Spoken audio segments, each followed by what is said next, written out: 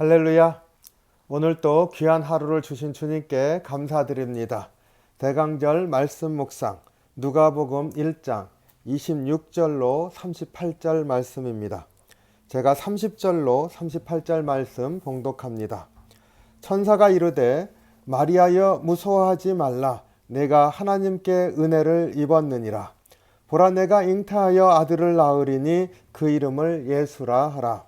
그가 큰 자가 되고 지극히 높으신 이의 아들이라 일컬어질 것이요 주 하나님께서 그 조상 다윗의 왕위를 그에게 주시리니 영원히 야곱의 집을 왕으로 다스릴 것이며 그 나라가 무궁하리라. 마리아가 천사에게 말하되 나는 남자를 알지 못하니 어찌 이 일이 있으리이까. 천사가 대답하여 이르되 성령이 내게 임하시고 지극히 높으신 이의 능력이 너를 덮으시리니 그러므로 나실 바 거룩한 이는 하나님의 아들이라 일컬어지리라. 보라, 내 친족 엘리사벳도 늙어서 아들을 배었느니라. 본래 임신하지 못한다고 알려진 이가 이미 6달이 되었나니 대저 하나님의 모든 말씀은 능하지 못하심이 없느니라. 마리아가 이르되 주의 여정이오니 말씀대로 내게 이루어지이다 하매 천사가 떠나니라. 천사 가브리엘이 마리아에게 나타나서 수태고지를 하였습니다.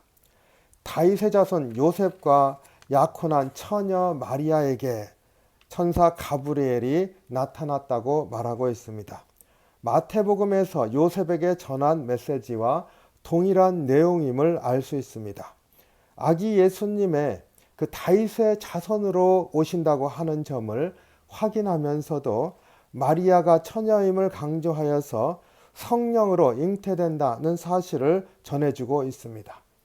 또한 아기의 이름을 예수라 하라 이렇게 전했는데 이 대목이 재미있습니다. 우선 첫째로 요셉에게 전했던 천사의 메시지는 오히려 예수라는 이름은 그 백성을 죄로부터 구속할 이이시기 때문이라 이렇게 말했습니다. 그런데 마리아에게 전한 그 메시지는 다윗의 왕위를 잇는 영원한 왕이심을 아기의 이름을 예수라 하라는 그 이름의 뜻과 연결하여 전하고 있습니다.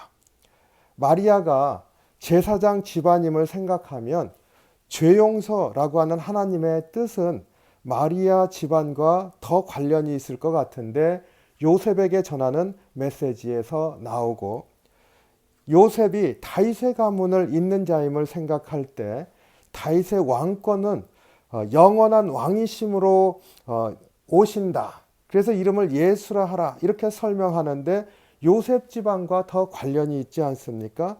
그런데 마리아에게 전하는 메시지에서 나오고 있습니다. 요셉과 마리아의 결혼이 육신으로 오시는 메시아이신 아기 예수님에게 필수적인 것임을 보여주는 것만 같습니다. 요셉에게는 제사장 가문의 의미가, 마리아에게는 다윗 왕권의 의미가 서로 교차하여 전해지고 있기 때문입니다. 마리아에게 전하는 천사 가브리엘의 수태고지는 그리고 겸손이라고 하는 그 말씀을 묵상하게 합니다. 마리아의 겸손이 도드라지기 때문입니다. 천사 가브리엘의 그 메시지 첫 마디가 두려워하지 말라 하는 것이었습니다. 그 천상의 존재가 사람에게 임할 때 사람은 두려워하지요. 구약에서부터 하나님이 임할 때 백성들은 두려워했습니다. 그러니까 그 천상의 존재가 임할 때 마리아도 두려워했을 것이다 생각할 수 있습니다. 그런데 그 전한 메시지가 또 두려운 것이기 때문에 두려워하지 말라 이렇게 말한 것이기도 할 것입니다. 처녀인 마리아가 잉태하여 아들을 낳을 것이다. 이 메시지를 들었을 때 얼마나 두려웠겠습니까? 그리고 그 태어날 아기가 다윗의 왕권을 잇는 이스라엘의 영원한 왕이 되실 것임을 선포하는데 어찌 두렵지 않겠습니까? 그래서 어떻게 이런 일이 일어날 수 있습니까? 하는 생각, 그리고 그 일이 일어난다고 한다면 얼마나 엄청난 변화 일어날 것인가 하는 것 생각하면은 그 두려움이 클 수밖에 없습니다. 우리가 잘 알듯이 마리아는 천사가 두려워하지 말라 하면서 전한 그 메시지를 순종하여 받아들입니다. 능하신 하나님이 하시는 일이다. 너의 친족 엘리사벳도 아기를 가질 수 없는 그러한 사람이지만 아이를 갖지 않았느냐. 하나님의 권능은 그 능하심이 능치 못함이 없다라고 하는 그 말씀에 대하여서 마리아는 순종으로 응답합니다. 우리 잘 아는 38절 말씀이죠. 마리아가 이르되 주의 여종이오니 말씀대로 내게 이루어지이다.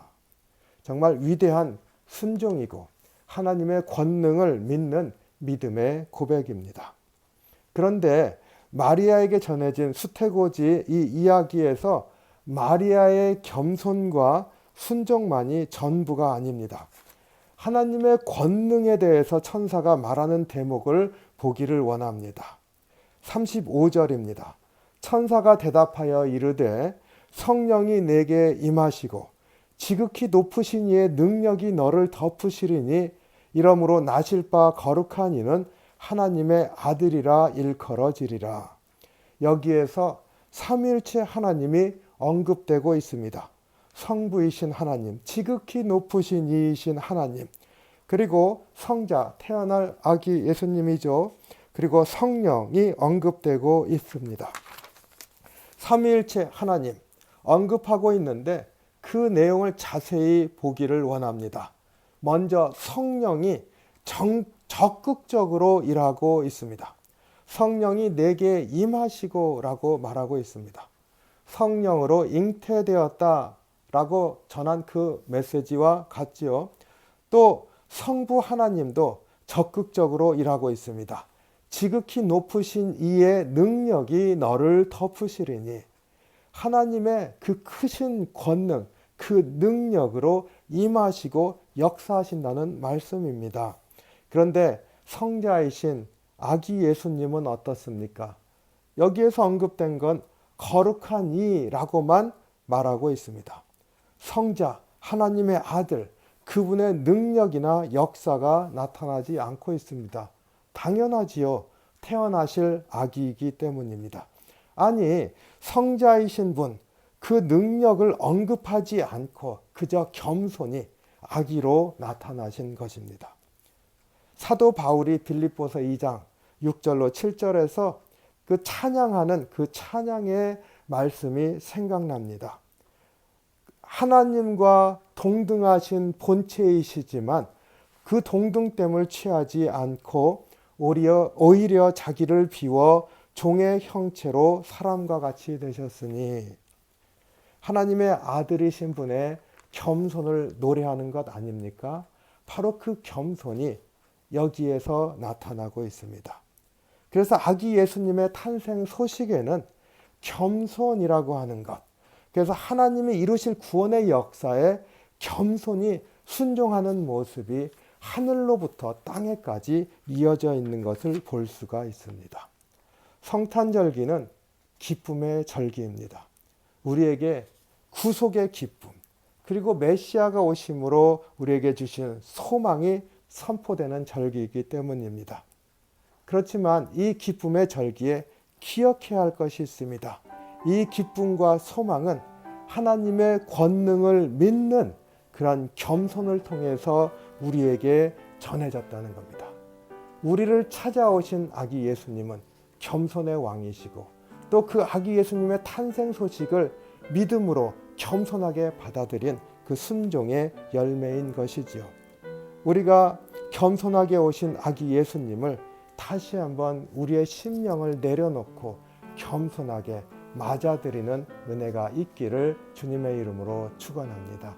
기도하겠습니다. 사랑이 많으신 주님, 주님의 은혜와 사랑에 감사와 찬양을 드립니다. 우리를 찾아오신 거룩하신 하나님, 아기 예수님을 우리가 영접하기를 원합니다. 이 절기에 다시 한번 주님과 함께 우리 심령이 태어나게 하시고 주의 구속의 은혜를 감사하며 또 기뻐하는 저희가 될 수 있게 인도해 주시옵소서. 예수님 이름으로 간절히 기도하옵나이다. 아멘. 오늘 또 우리를 구속하시기 위해서 겸손하게 우리를 찾아오신 아기 예수님을 묵상하고 바라보면서 주 안에서 기쁨과 소망을 누리는 귀한 하루가 되시기를 주님의 이름으로 축복합니다.